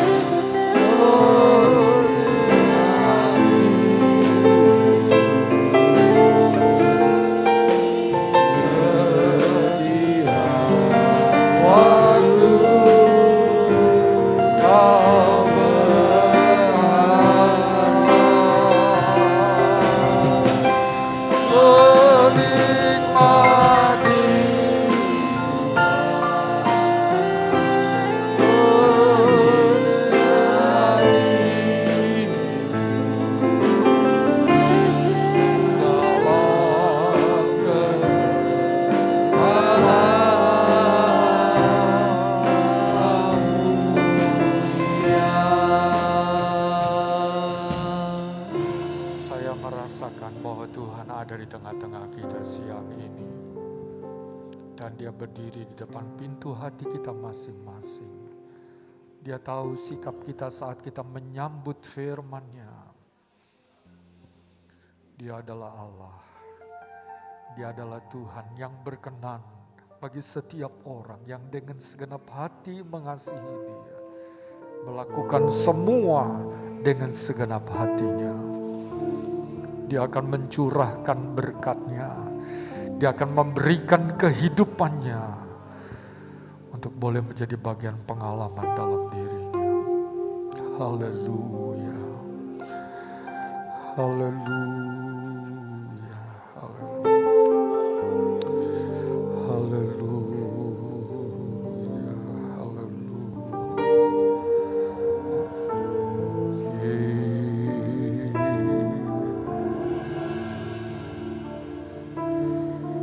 Haleluya.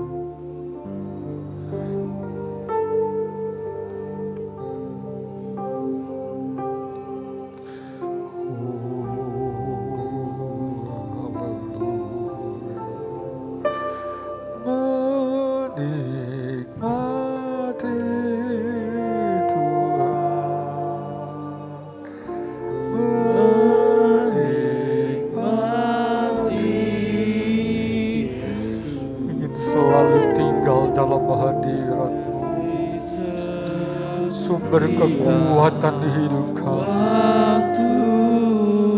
sumber jawaban dan kehidupan bagi kami. Haleluya.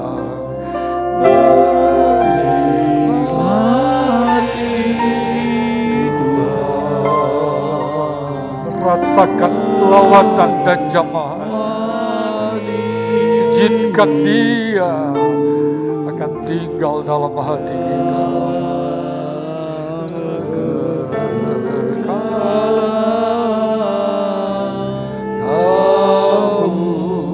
Lagi katakan menikmati.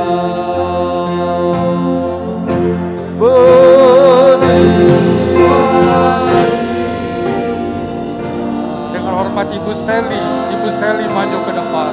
Ibu Seli berdoa. Ibu Seli.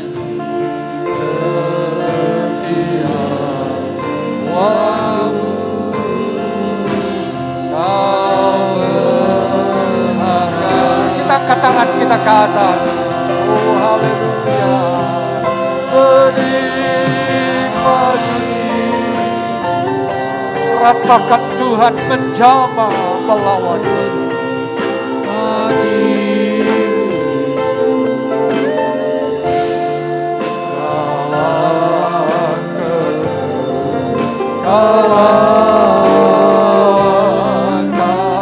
Sekali lagi menikmati.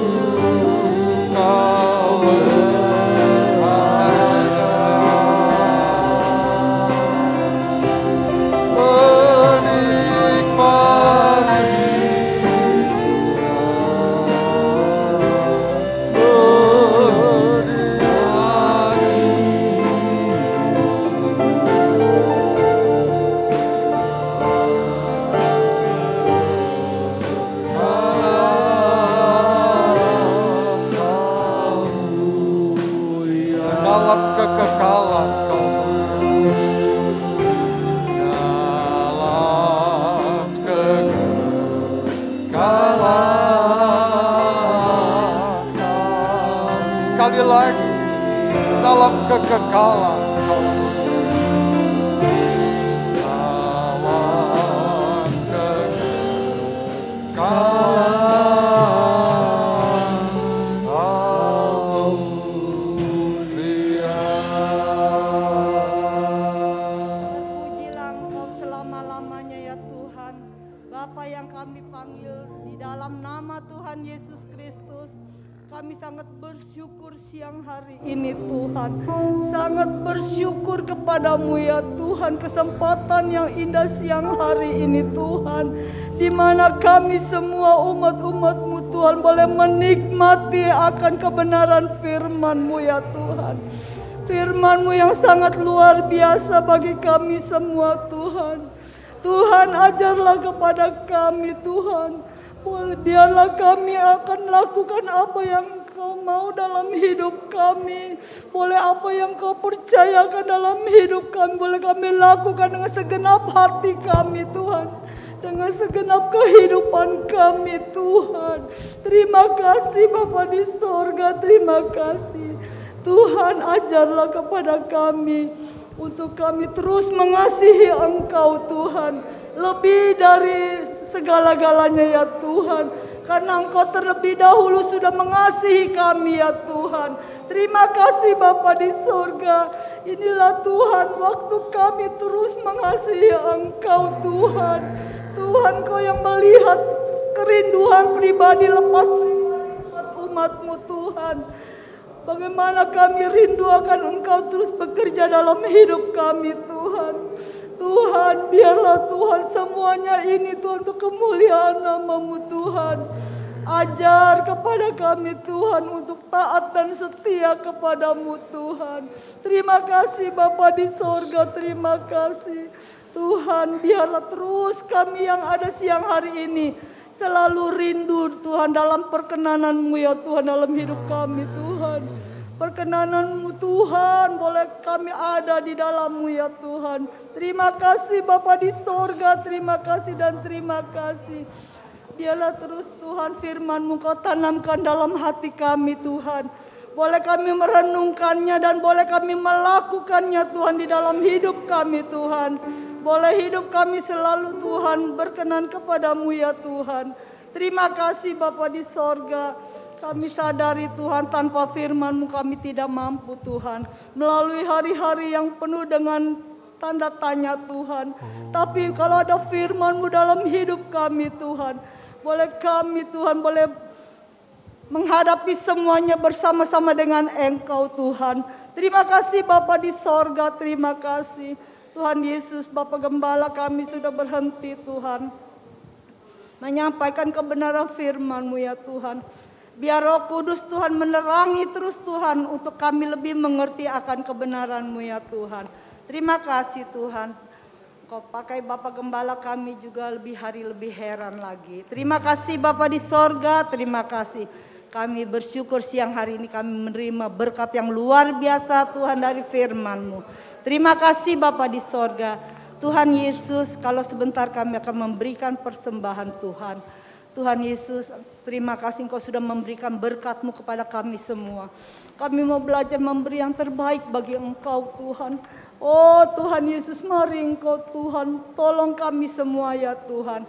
Boleh kami semua yang ada Tuhan memberi dengan penuh sukacita Tuhan. Terima kasih Bapa di sorga, terima kasih. Terpujilah Engkau selama-lamanya, terpujilah nama-Mu. Di dalam nama Tuhan Yesus Kristus kami sudah berdoa dan mengucap syukur. Haleluya. Amin. Amin. Saya serahkan.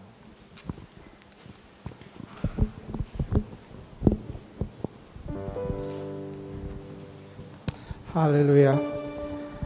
Saya yakin sudah jemaat pada pagi hari ini diberkati semua. Haleluya. Boleh lambaikan tangan semua di atas yang diberkati oleh Tuhan. Haleluya. Sekarang tibanya kita akan memberikan yang terbaik. Waktunya kita untuk memberkati pekerjaan Tuhan yang ada di tempat ini. Mari kita nyanyikan Sungguh Ku Bangga Bapa.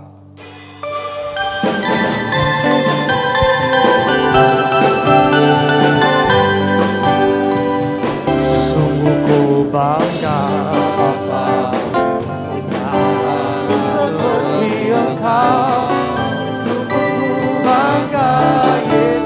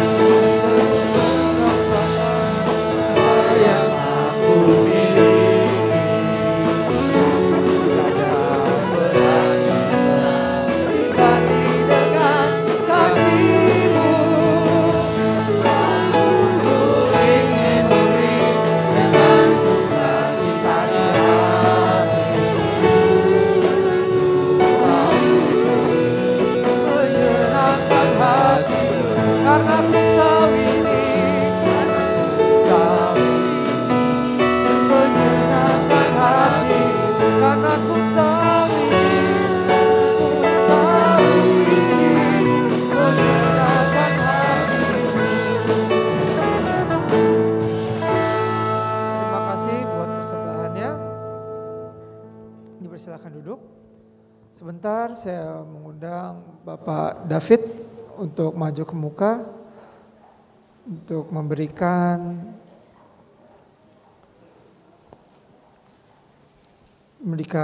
sembako untuk dari Diakonia.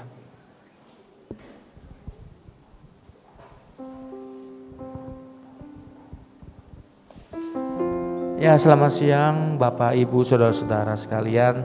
Kami dari tim Diakonia memberikan simbol kepada jemaat yang katakan janda-janda ya.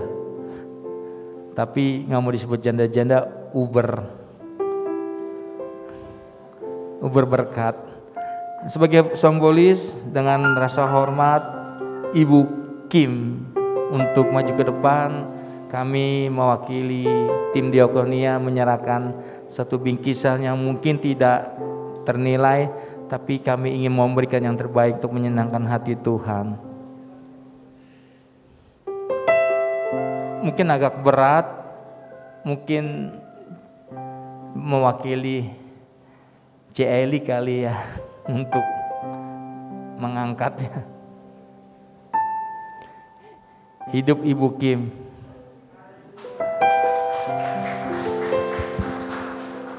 Ini yang menjadi satu panutan buat kita sebagai orang muda. Tuhan sudah memberikan kesehatan buat Ibu Kim dan menjadi contoh buat kita sebagai orang muda untuk menjadi contoh.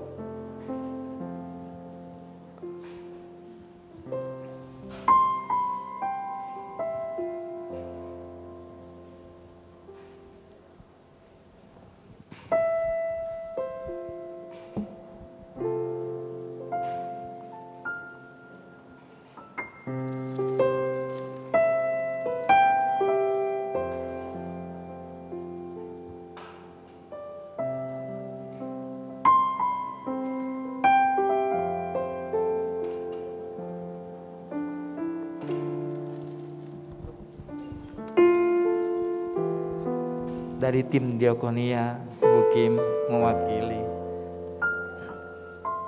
Eli. Puji Tuhan. Tuhan memberkati. Saya ucapkan terima kasih atas pemberkatan itu. Tuhan Yesus memberkati kita semua. Ya, amin. Terima kasih ya. Puji Tuhan.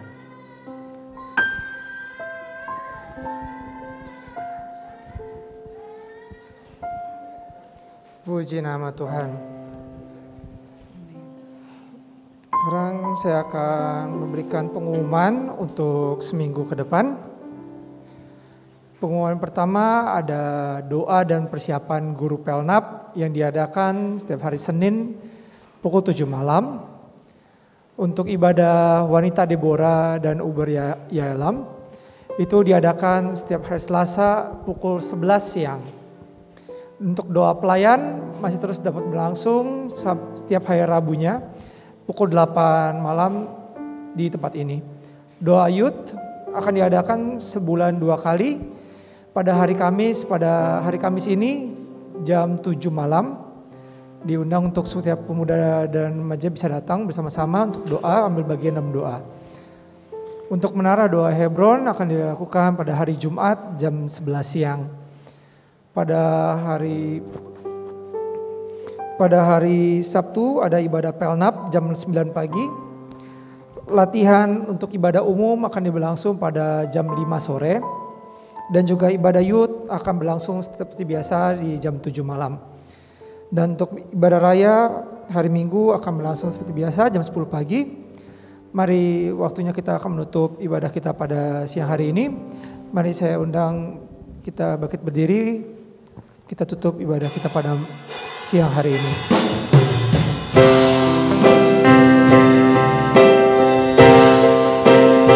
Sebab Engkau mulia dan layak puji yang dulu binatang dan yang akan berkuasa.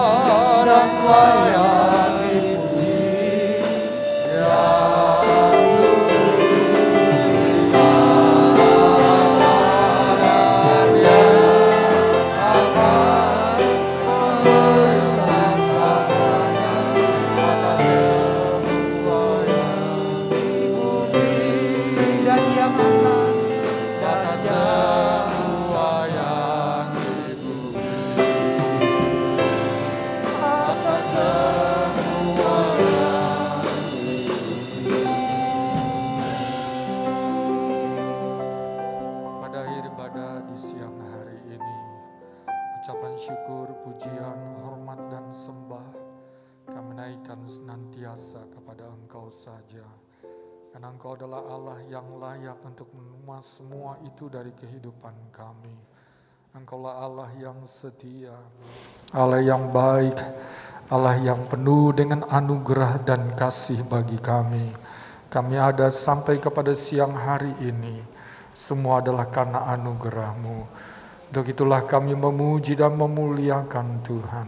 Terima kasih untuk ibadah Engkau telah pimpin dari awal sampai kepada akhirnya. Kami belajar dan dengar lagi suara-Mu ya Tuhan. Biar kami boleh melakukan tanggung jawab hidup kami dengan segenap hati. Karena kami boleh mengasihi Tuhan. Dan perbaharuilah kasih kami dalam Engkau. Supaya sungguh-sungguh kami boleh menjalani hidup kami dengan selalu berjalan dalam terang firman-Mu saja. Terima kasih sementara kami boleh bersuka cita. Kami teringat umat-Mu yang berhalangan Engkau tilik mana mereka berada Tuhan. Kuatkan yang lemah, kembalikan yang telah jauh, jamah yang sakit dan sembuhkanlah. Tolonglah mereka yang hadapi masalah dalam kesulitan. Tuhan beri jawaban dan pertolongan. Terima kasih bahkan Engkau memakai umat-Mu untuk mereka boleh menjadi saksi yang membawa jiwa-jiwa lain datang kepadamu. Sehingga Tuhan rumah-Mu ini akan penuh dengan jiwa-jiwa yang mencari akan Tuhan. Berkati gereja-Mu di tempat ini. Kami juga berdoa bagi bangsa dan negara kami Indonesia. Berkatilah Indonesia dan selamatkan seluruh bangsa ini. Boleh mengenal dan percaya kepadamu. Sertai pemerintah yang bekerja.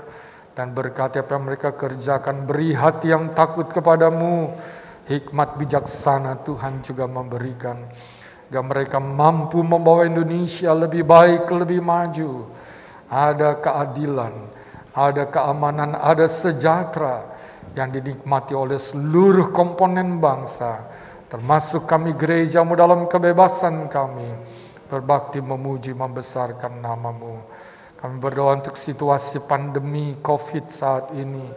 Biar Tuhan campur tangan supaya ini boleh meredah, bahkan Tuhan boleh hilang. Ada kebebasan dalam melakukan aktivitas tanggung jawab hidup kami. Secara khusus kami boleh lebih lagi dalam kami melayani akan Engkau. Terima kasih Tuhan. Kami berdoa untuk situasi yang ada di Ukraina saat ini. Ada umat-umat-Mu di sana. Biar Engkau memberikan perlindungan bagi mereka. Dan biarlah peperangan di sana boleh berhenti. Dan nama Tuhan dipermuliakan. Engkau yang menjadi jaminan bagi umat-umat-Mu. Engkau yang akan menolong kepada mereka semuanya. Terima kasih Tuhan. Hamba berdoa sekarang bagi seluruh jemaat yang telah beribadah. Pegang janji berkat bagi orang yang beribadah. Curahkanlah berkat-Mu sekarang. Berkatilah setiap jemaat-Mu yang telah beribadah bersama-sama. Kerja, usaha, kebutuhan, nafkah, mata pencarian mereka diberkati oleh Tuhan.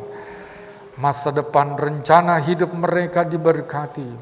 Keluarga, kesehatan, pendidikan, bahkan kebutuhan secara personal mereka diberkati. Hidup iman rohani mereka pun Tuhan berkati.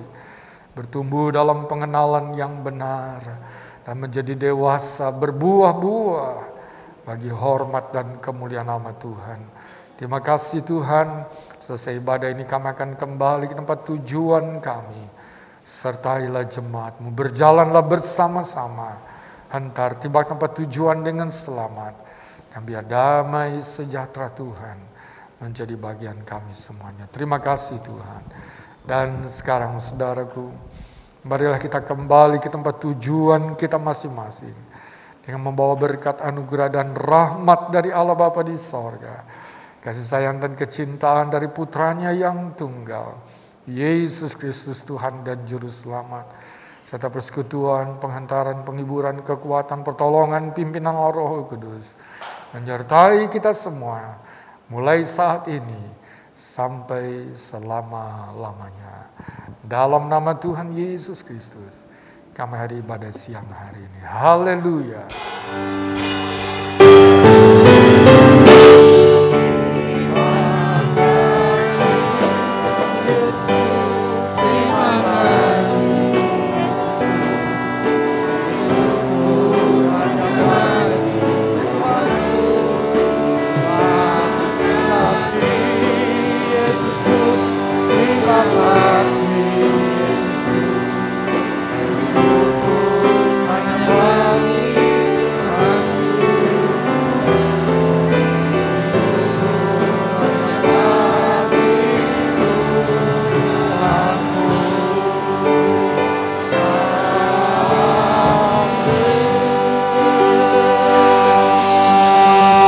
Selamat siang, Tuhan Yesus memberkati.